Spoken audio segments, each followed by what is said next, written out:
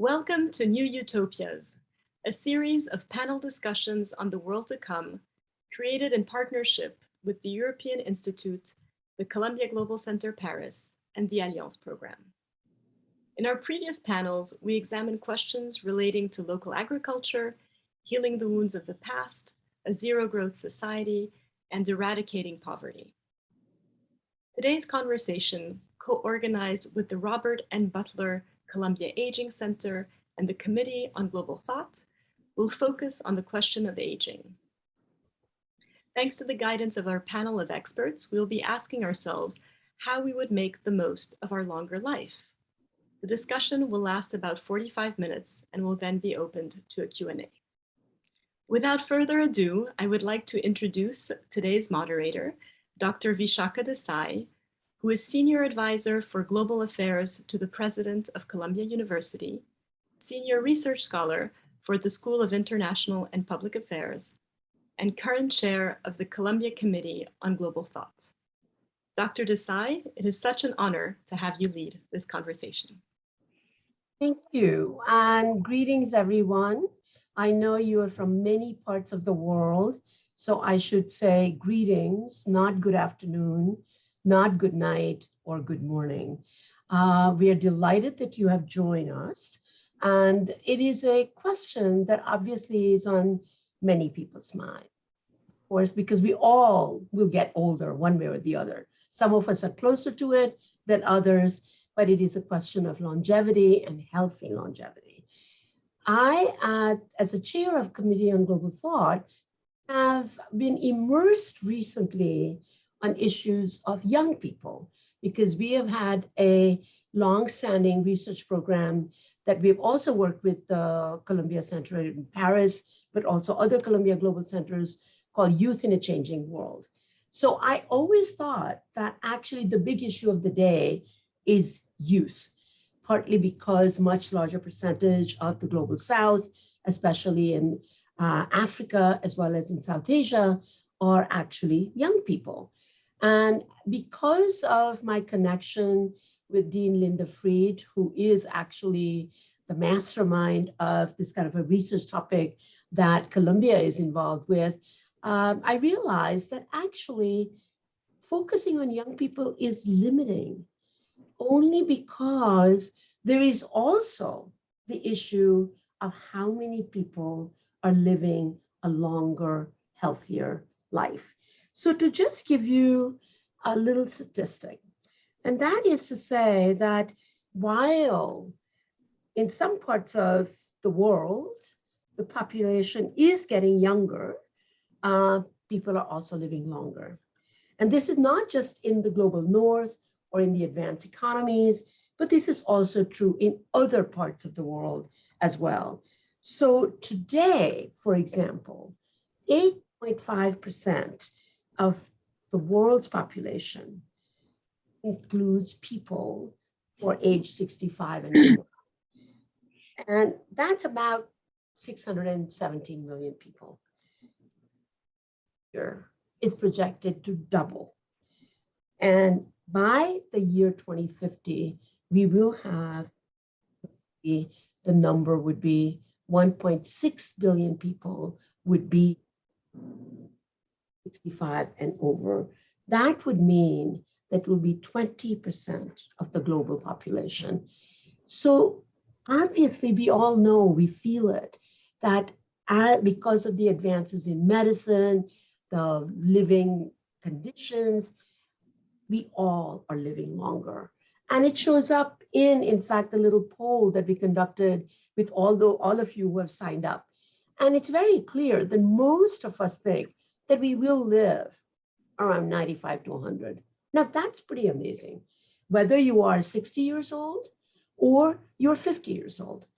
The only one that we don't quite know why some of you who are younger thought you will live less long. So that's a question we'll ask our panelists as we get going on that. The real question is that most of the time when we think about living a longer life, especially in the context of the current pandemic and otherwise, the things we hear most about is the needs of the older people. their health needs, their emotional needs, their social needs. That word need doesn't get to the fact that large majority of us are living a longer, healthier. And with that longer, healthier life, has the society kept up the ability of more people living more productive lives, contributing to the society in a bigger way than what we would have imagined 3 decades ago, 4 decades ago? In other words, we are living longer, but all of our policies, our attitudes, our thinking about the society have not actually kept up with where we're going. So,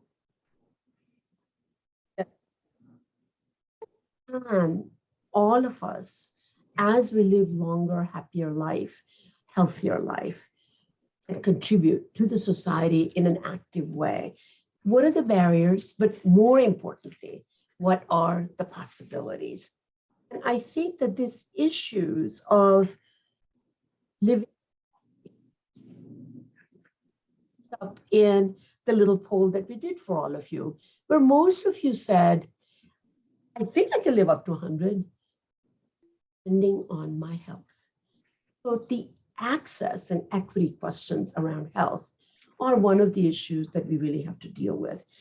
But as we imagine a healthier, longer living, older population, we should also ask, what would it take for the societies, nationally, globally, locally, to change attitudes, practices, policies, and systems, make more people live healthier, but also how to actually make use of people who are living a longer, healthier life. So to help us answer this question, how would you make the most of your longer life? We have leaders in the field to really help us figure this out. But before I introduce them, let me just say that it's very unfortunate that our third panelist, Isabel Aborden, was not able to join us because she has had some family illness that she had to attend to today. We just heard about it today. So I'm really sorry, and I know she sent her apologies, but let me promise you that with two of our panelists, Dean Linda Fried and John Beard, you're in good hands. Before we get into the conversation, let me just introduce both of them very briefly. Their full bios are available, and I think you can go right to the online portion of this, and you'll get the information. So to really make sure that we get right to the conversation, let me very quickly introduce them. So John Beard is a doctor of two kinds, and I like that because oftentimes those of us who have PhD, some people in some parts of the world say, but are you a real doctor? And when you say, no, I'm just a PhD, say, oh, no, you're not a real doctor. So John is a real doctor and a PhD. So as a physician and as an intellectual, he actually works with academic policymakers and private sector to reimagine the second half of our lives. He has academic appointments in numerous locations. And for those of us at CGT, we love the fact that he's almost a global citizen. He's one of us. Academic appointments in Sydney, in Beijing, in Toulouse. And he also has worked and is working with Dean Linda Fried on the US National Academy of Medicine on healthy longevity. He has been and was the director of Aging and Life course with the World Health Organization from 2009 to 2019. And this is the, of course, WHO we all know now, because thanks to COVID, we might not have known before, but now we do. And that's, of course, based in Geneva, where he led major global initiatives, including the World Report on Aging and Health that provides the foundation for the current UN mandate on UN Decade of Healthy Aging, 2020 to 2030. So this is something that he brings to the table along with his work that he is doing right now as a commissioner on the National Academy of Medicine that is led by and co-chaired by Linda Fried. Dean Linda Fried is indeed, as I mentioned, the Dean of the Columbia Mailman School of Public Health, and she has been there since 2008. She's a leader in the field of epidemiology and geriatric medicine, and she also serves at Columbia as the director of the Robert N. Butler Columbia Aging Center. Trained in cardiovascular and chronic disease epidemiology and geriatrics, she has dedicated her career to the science of healthy aging and creating a health span that matches our increased life expectancy. I consider Linda Fried as a good friend, and she has taught me a lot about thinking about healthy living. So I'm delighted that both John and Linda have joined us to not only think about questions that may be on your mind, but also the questions that you haven't thought about, and reimagine what that latter part of our life should look like. So with that, let's get going right from the get-go. And that is, John, I'll start with you. Why does it matter that we look at this issue, and what's missing in the discussion that needs to be looked at in terms of healthy, lifelong living? Okay. So it's great to be here, Vishaka, and it's a good question to start with. I think it's also relevant to what you were talking about in your introduction, how long people today expect to live. And it was actually gratifying that most of the people in the audience expect to live to 90 or 100 years old. When I was young, even as a rich white male in an advantaged country, that wasn't what I anticipated. When I was a child, I expected to study till I was 20, in my early 20s, work till 62, retire, and die around 70. Now, as it turned out, that's not the way the playbook is run. I'm now 66 in really good, robust health. I'm in my third or fourth career. I have a 7-year-old child. And all of the plans that I had when I was 20, I've had to throw them out of the boat and try and reinvent a life which is much more suited to what the experience is likely to be for me. And I think the first step in doing that is in trying to break down these rigid groupings we put people into. So we talk about young people, we talk about adults or midlife, and we talk about old people. But in fact, life is a continuum. And that life is getting longer and longer. And if we don't actually shift the social fabric which we're operating in, that fabric will become a limit to what we can do across that life, and at all stages of the life course. And so I think it's important for us to rethink how people would like to live if they could live to 100 or perhaps more.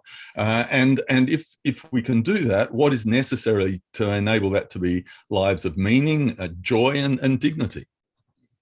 Purpose. And purpose. Exactly.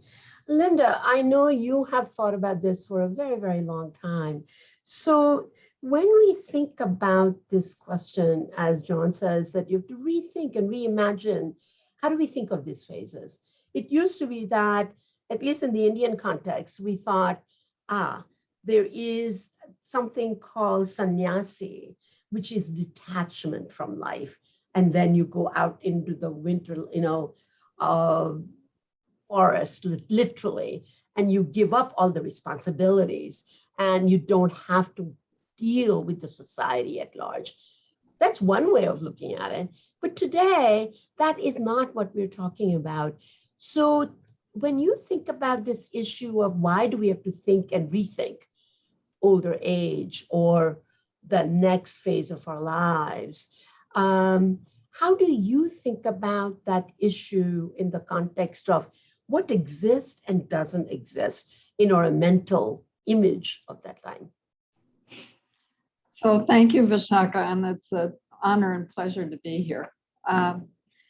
So one of the things that I have found stunning for decades is that there are two things that are happening, whether we want them or not, which have been created by humanity. One of them is climate change. And one of them is that we have added 30 years to human life expectancy in the West and Japan, the last 100 years, and in every country of the world now increasingly. The big question to my mind is what we do with those additional 30 years, how they will be lived, what our aspirations are, and if we, because of the investment of human societies in the conditions that have increased our life expectancy, I would call that one of the biggest successes of human history, to add 30 years to human life expectancy.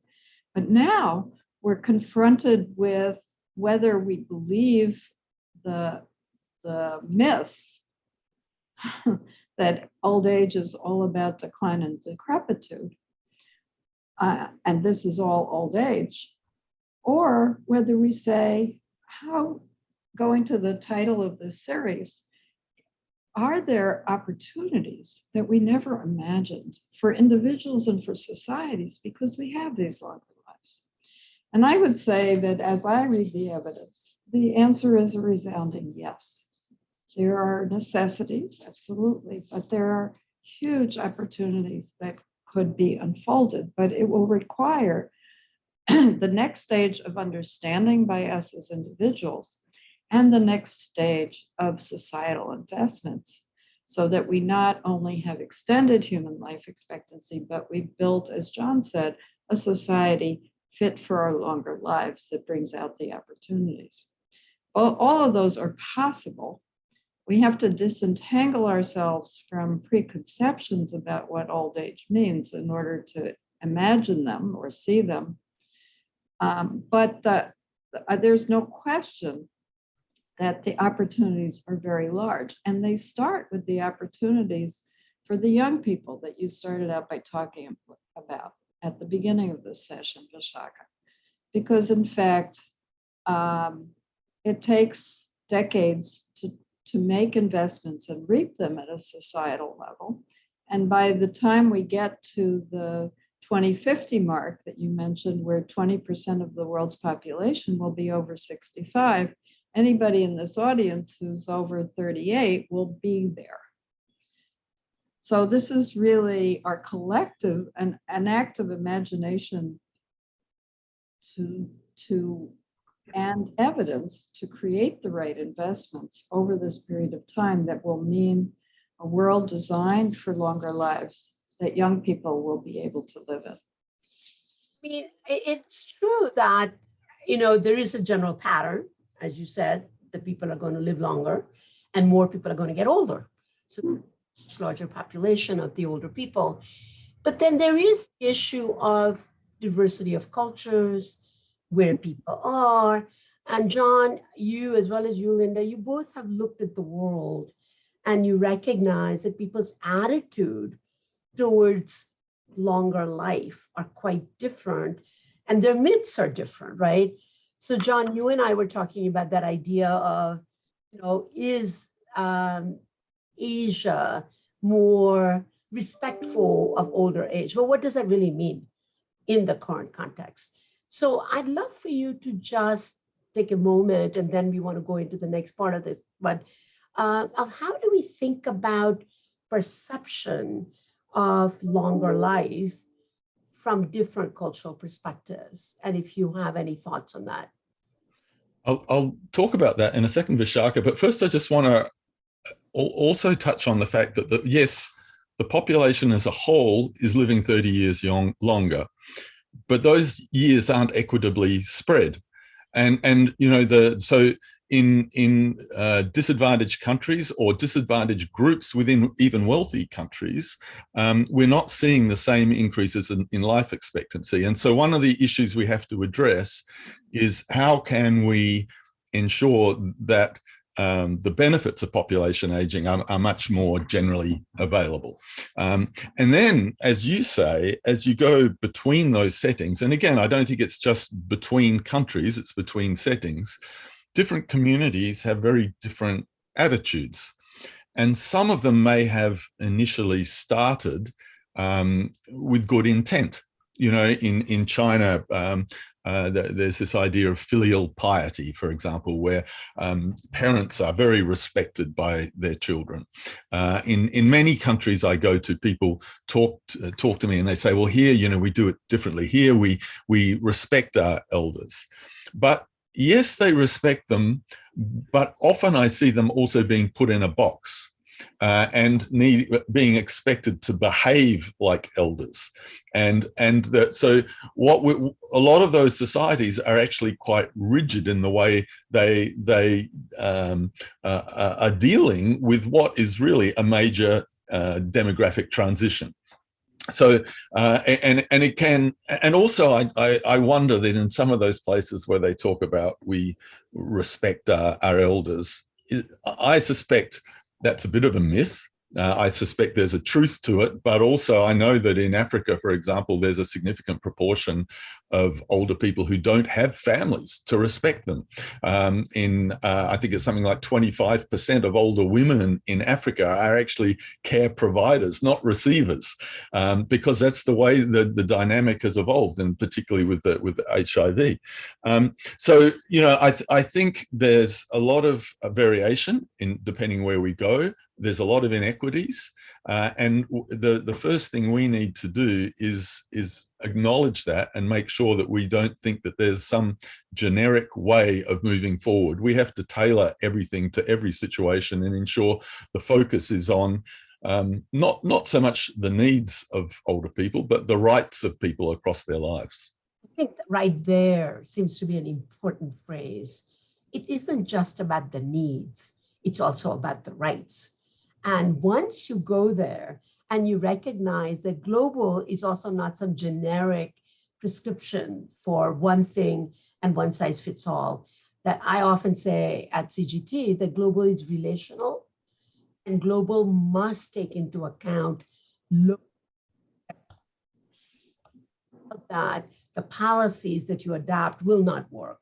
So that leads us to the next question of, you know, we know a lot about how this healthy life has come about, as Linda, you pointed out, that there is also the question of what is the medical side of things, what is the social side of things, and then there's also the question of how do we take that into account and move much more towards kind of policy side of things. So I wonder if you could, both of you are physicians, you've done a lot of research around that. So what are the things that our audience should know in terms of medical breakthroughs that have occurred and that we should really know about as far as the older life is concerned? Maybe I'll start with some perspectives on what people want. So I often ask classes of people in their late teens and 20s how long they want to live. And there's always a very smart person in the class who says, it depends. And when I ask what do they mean, it depends, they say it depends on whether I'm in good health or not, whether I'm disabled or not, whether I'm dependent or not. And then I'll tell you how long I want to live, contingent on those questions.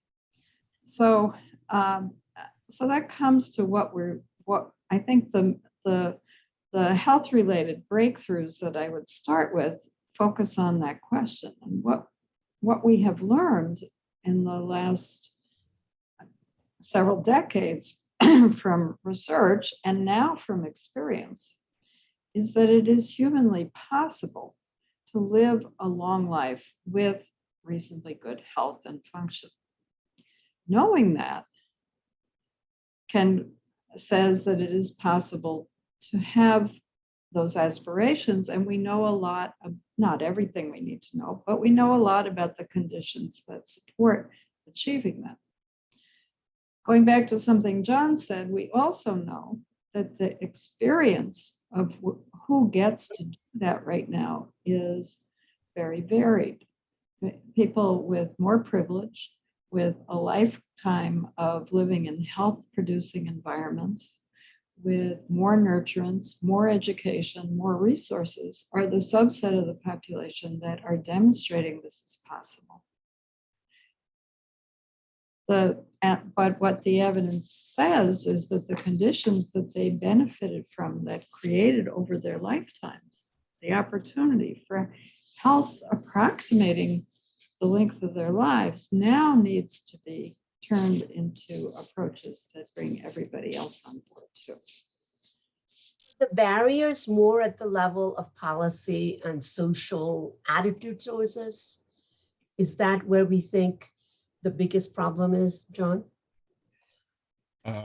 Yes, I also think that, like what Linda was touching on, is what we see as people get older is the result, the cumulative impact of things that have happened across their lives, and so as people age, their diversity of health status, the diversity of circumstance actually increases.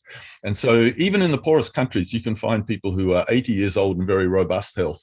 And even in the richest countries, you can find people who have very poor health at much younger ages. But it tends to be the people at the bottom in their experience are the ones who've had the cumulative impact of a disadvantage across their lives.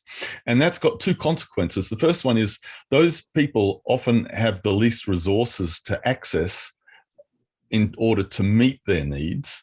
And the second is that a lot of policies which we design, which are designed for a generic person in the middle, actually serve to reinforce those inequities. So policies across the life course are really important. Coming back to your earlier question on health, I think it's important to sort of think about why people are living longer. And most of the impact initially as countries develop, and population aging and economic development sort of go hand in hand. As countries develop, the first thing that happens is people tend to start living more into midlife. They survive childhood, they survive childbirth. And so you see more people sort of becoming adults and passing through to older ages. As though countries become more developed, the reason that the people are living longer is because older people are actually living longer. And often that is because the conditions, the health conditions which they've experienced, which are associated with increasing age, are being treated. And unfortunately, a lot of those extra years aren't in the good health that Linda was talking about. They're actually, our society in the rich world is enabling people to live longer, but in poorer health. And so if we keep going as we're going, that's going to keep happening. But I think we're at a point in medicine and in healthcare where we're actually starting to think beyond the idea of disease and trying to look at what are the underlying physiologic changes that are associated with aging, and how can we address them? How can we focus on them directly? And that might be lifestyle things across the life course, or it may be particular interventions which are being developed. I don't think we're yet at the point where we have magic bullets to do that, but I think we are at the point where we're starting to ask questions which are really going to transform the way we think about health and medicine in the future. So I think it's a mixture of broad policy, social policy, trying to combat inequities, but also now trying to think about our healthcare system, and so that we're delivering the sort of healthcare that people actually need, not to live longer lives in poor health, but to actually live fundamentally healthier lives so that their health span pretty much matches their lifespan. And it doesn't begin when you're already in that age, but much earlier. Did I understand you correctly? Exactly. I think we need to start early in life. Right. We need to, there is, for example, some evidence that cognitive decline in Europe is occurring later than it used to. And people have been asking, why is that? And when you look at the graphs, it's probably because of early child development. that people have managed to reach a higher peak, and so there's further to fall. And so people can survive despite the changes associated with aging because they reached a higher early life peak. And what we should be thinking about is how can we do that in all sorts of areas like locomotor function and other areas, not just cognitive capacity. Part of it is that as you're describing the continuity of life, not so much distinct phases, that one thing does actually relate to the other. That means that the issues and the solutions are not just at the last minute, at the last point, but starting much earlier. And it seems to me like that's a very important conceptualization of how we think about it. One of the questions that came up in the chat, and I think that might be a useful one to look at, is that it's one thing to live a healthy, long life, but how to live a healthy, long life with a purpose. And what do we mean by purpose? And that so many older people that I know, especially in the community that my husband is part of, is that there is that issue of how to lead a purposeful life as you live a healthy life. And that goes back to what we mean by purpose. Yes, to do that. And how do you do that? When the society says, okay, in many countries today, there's still a 55 years as a retirement age, which is like ridiculous, but it's true. 60, also pretty common, 65, not beyond 65. And then there are other countries where people can continue to work longer. But working is one kind of purpose. How do we think about this notion of purpose in a healthy, long life? Any one of you? So I'm happy to leap in. And I'll just say that I think the 2 points you made are linked. So I've come to think about how we invest at every age and stage of life in people's health futures as the key in the lock that unlocks the opportunity, if we have reasonable health and function, to be able to focus on the issues of meaning and purpose. And purpose is something that adults of all ages need. What we have realized over the last few decades is that into the oldest ages, people need it. It's not limited to a certain age cutoff. It's part of what defines us as human beings. The need to feel purposeful, feel a value in the world, feel contributing in some way, and to derive meaning and self-valuation from that as well. And I think this is critical at every age. Perhaps what evolves with age is both the assets that people have to bring to that question. And we have learned a lot that as people get older, they accrue a lot of capabilities that we never previously understood. Capabilities cognitively in terms of knowledge, expertise, but also in terms of how we solve problems effectively, how we have skills to resolve social conflict. And then attributes, I don't know if they're capabilities, in terms of increase with age in prosociality.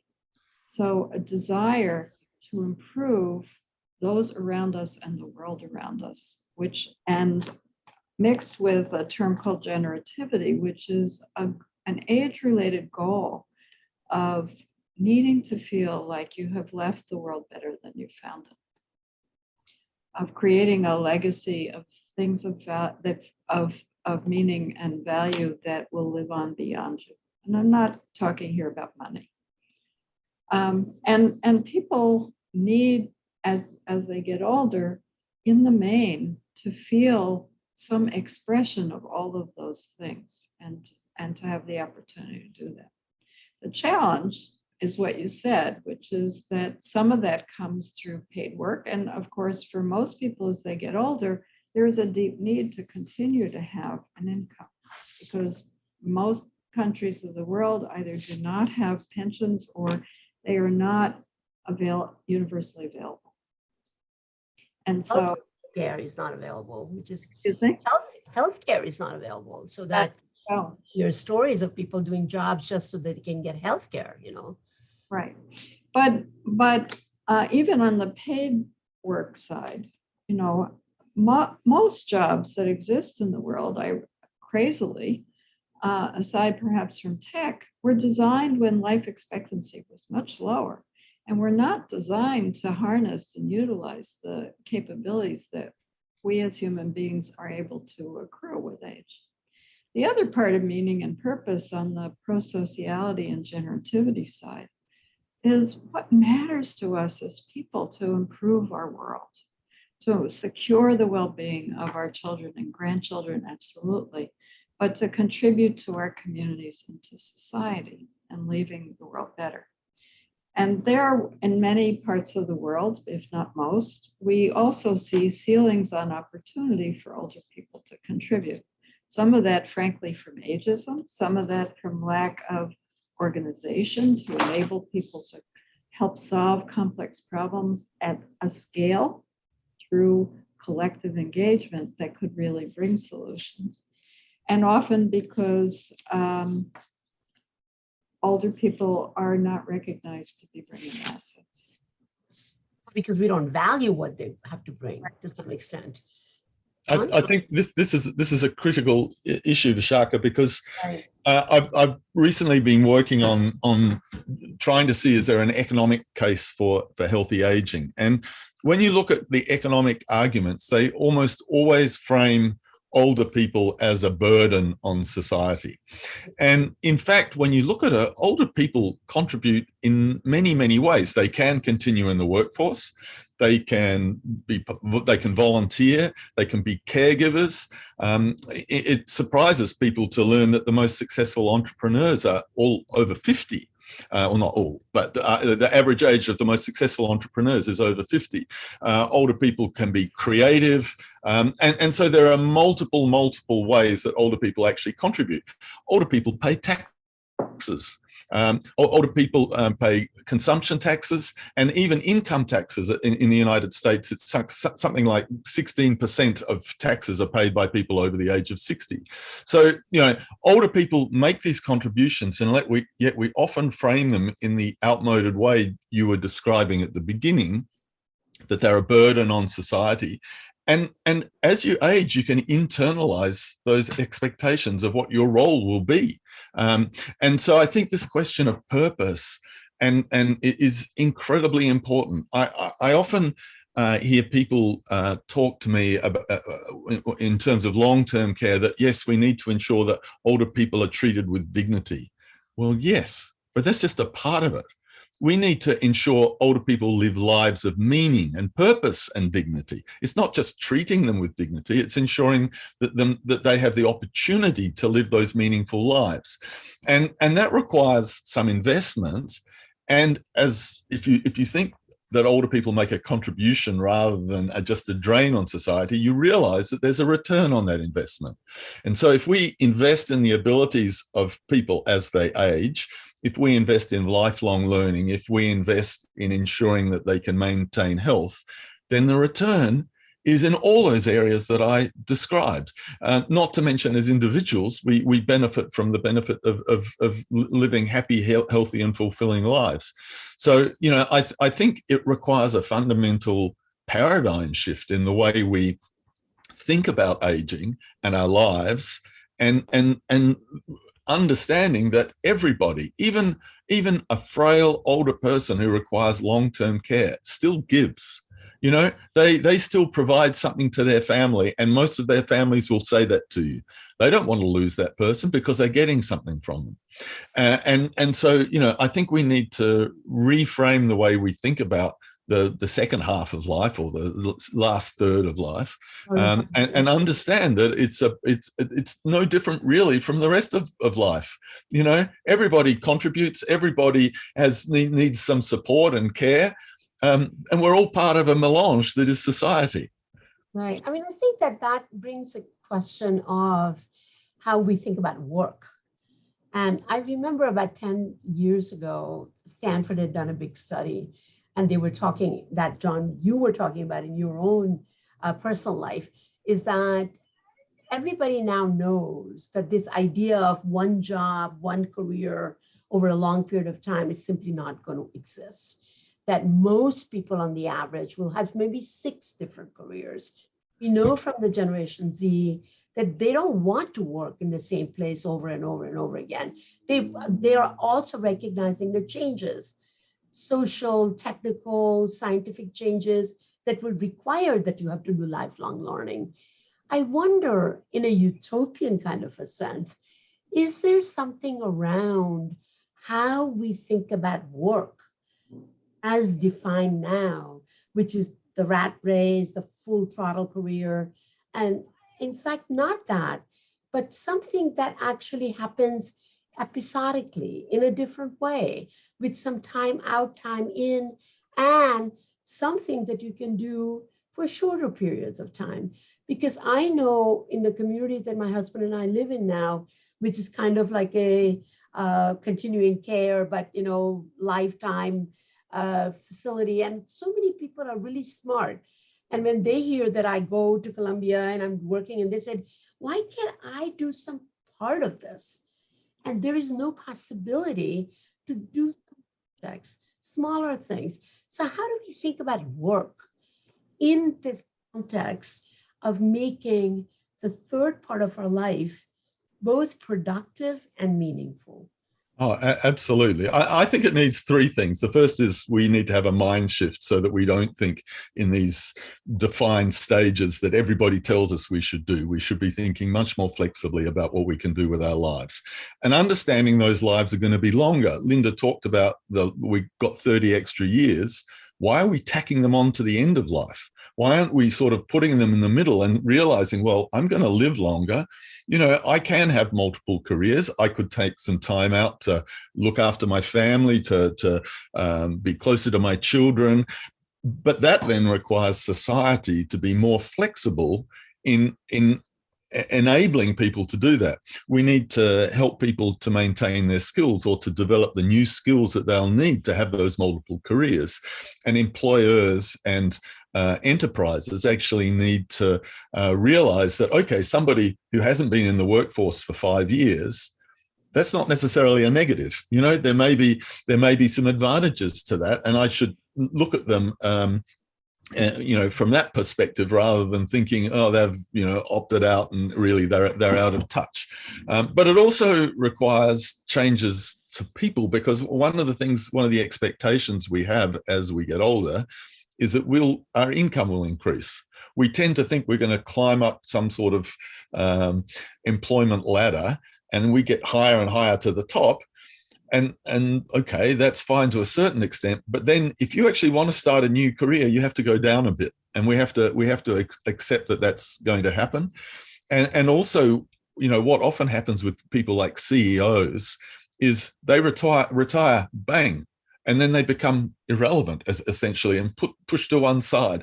Whereas that's an incredible wealth of knowledge, and we need to think of new careers for people so that they can perhaps mentor or be engaged. That maybe they're not going to, and they shouldn't expect to earn what they were before, but many of them would actually be very happy to remain engaged and to continue to have a life of purpose. So yeah, go ahead, Linda. And I was going to put another question in there, but go ahead. Well, just to add a couple of other thoughts, building on what John just said, if we make societal transitions, like the opportunity to keep learning and growing to support changing careers through our whole lives, if we accept premises that John was talking about the opportunity and need to go in, to go from one career to another, and to bring the knowledge from one to the next, to be able to take the time to have breaks for mutual personal meaning or growth. If we do those things, we have already actually redesigned the life course from this rigid separation of first you go to school, then you work, then you retire, into a much more dynamic life course. And we have created the kinds of flexibilities that, for example, of being able to work part-time and in older age, which actually turn out to be desirable to people of all ages.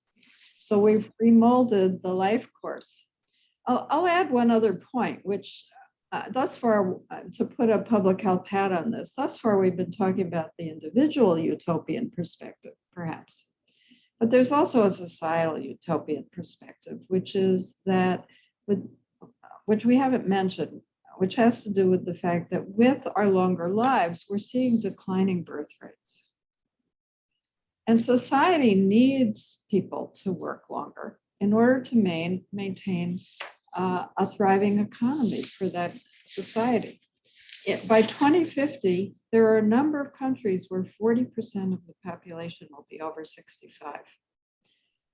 And the distribution of ages will be reasonably equal across all adult age groups. And society will need people to continue to work and to continue to contribute in non-paid ways so that we're not throwing away the immense value of 40% of the population.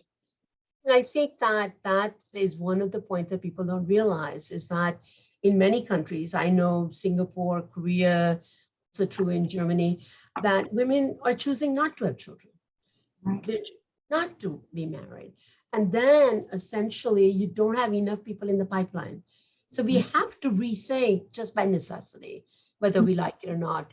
The question that's coming in, which I think is an interesting one, is the idea of social environments, of any living environments, social environments that have had huge impact on the way how older people are living a longer, healthy life.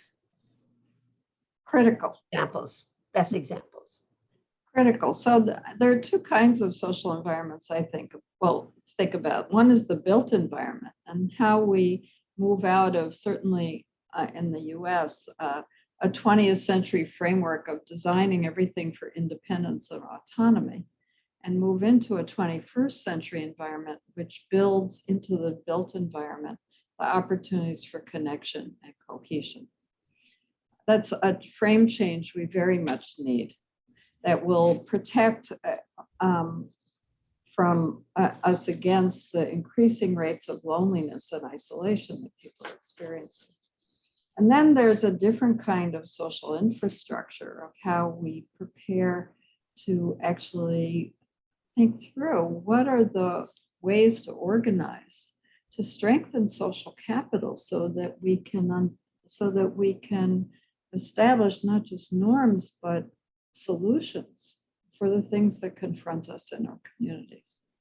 And for that, all hands should be on deck, but we don't often have the social organization to enable that. I think also, Vishaka, and there's a comment in the questions that touches on this, talking about the change in Asian countries that children no longer live with their parents as they did in the past. I think what we have to understand that population aging is occurring in a context where there's continual change.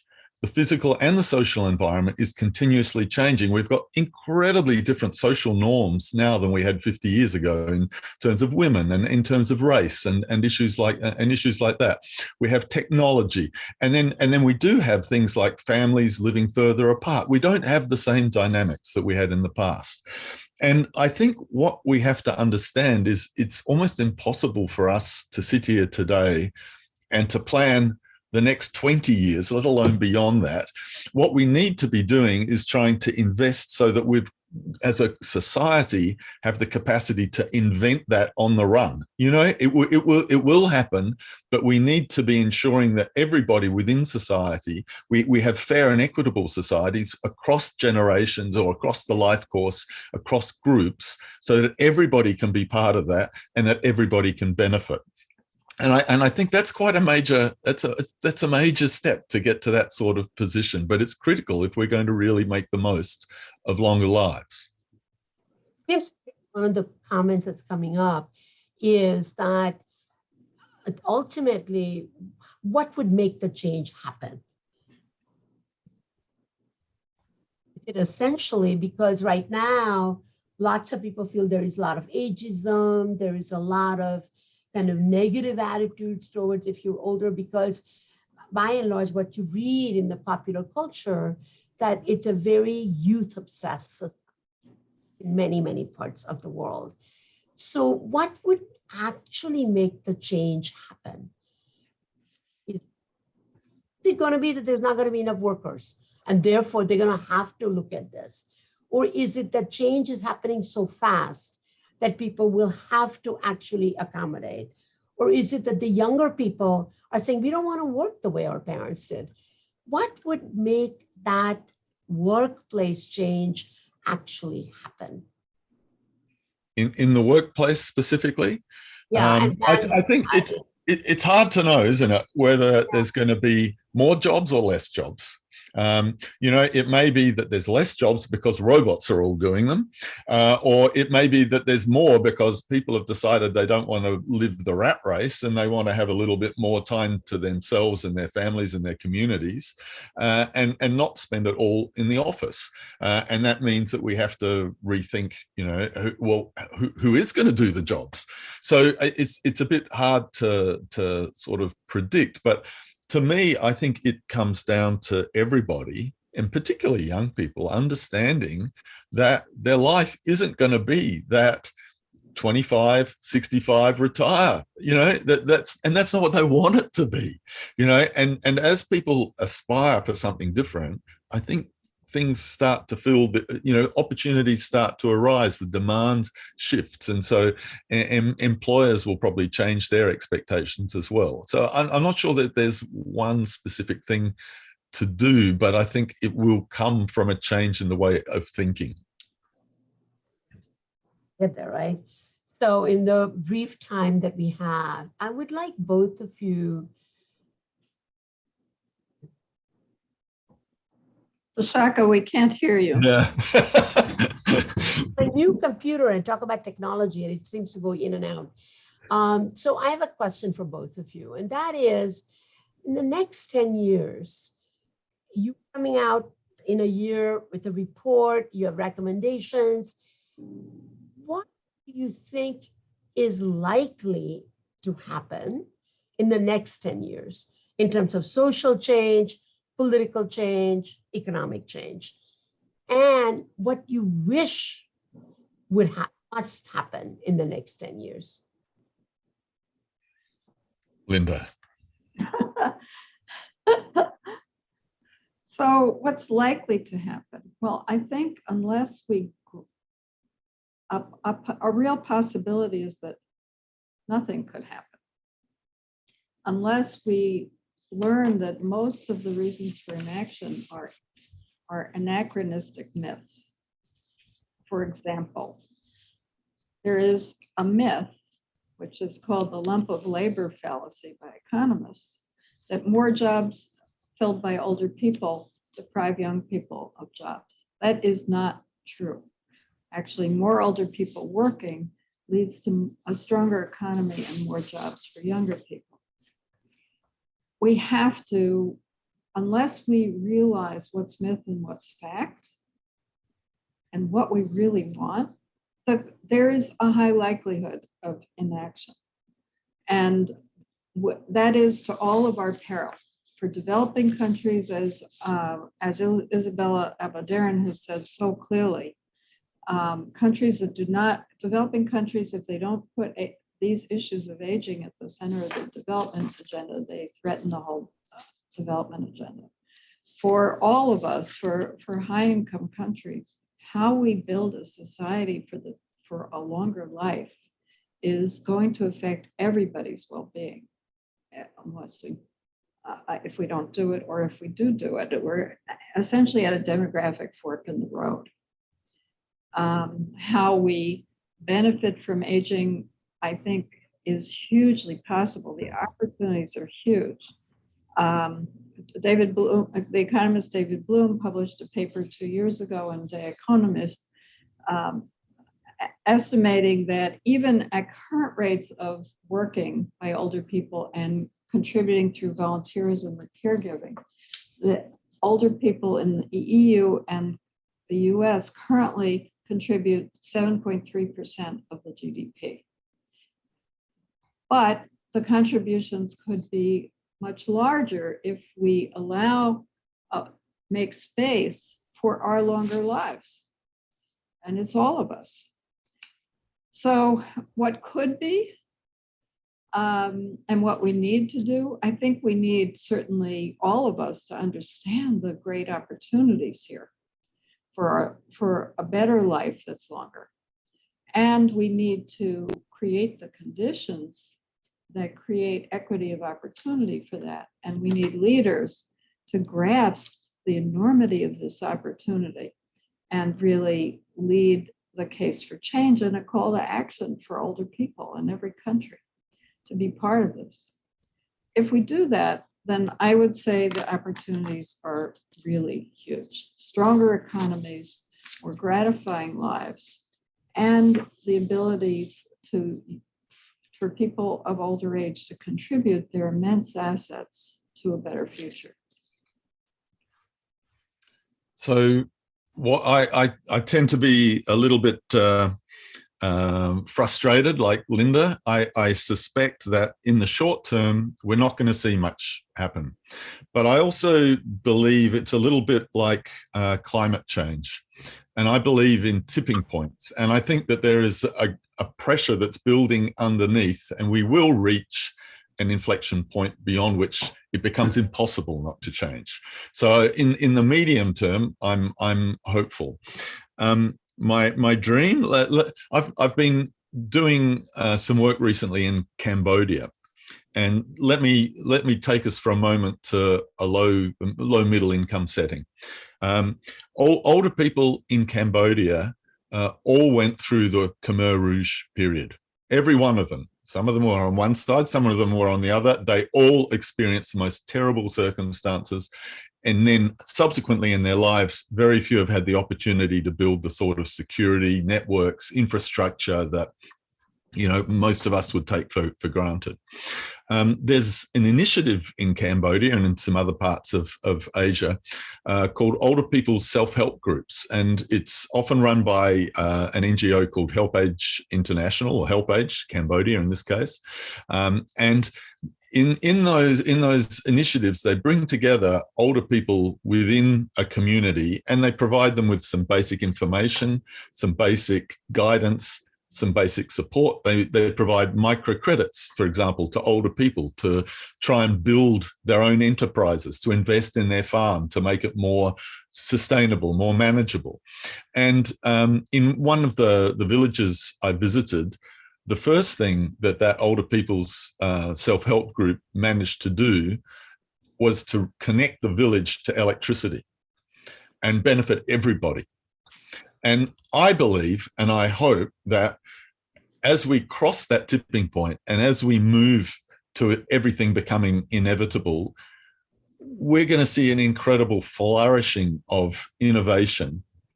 And we're going to see lives invented that we haven't even been able to imagine. I don't know what it's going to be, but I'm pretty sure it will happen. So I'm confident, but the short term, I think we've got a bit of frustration to put up with first.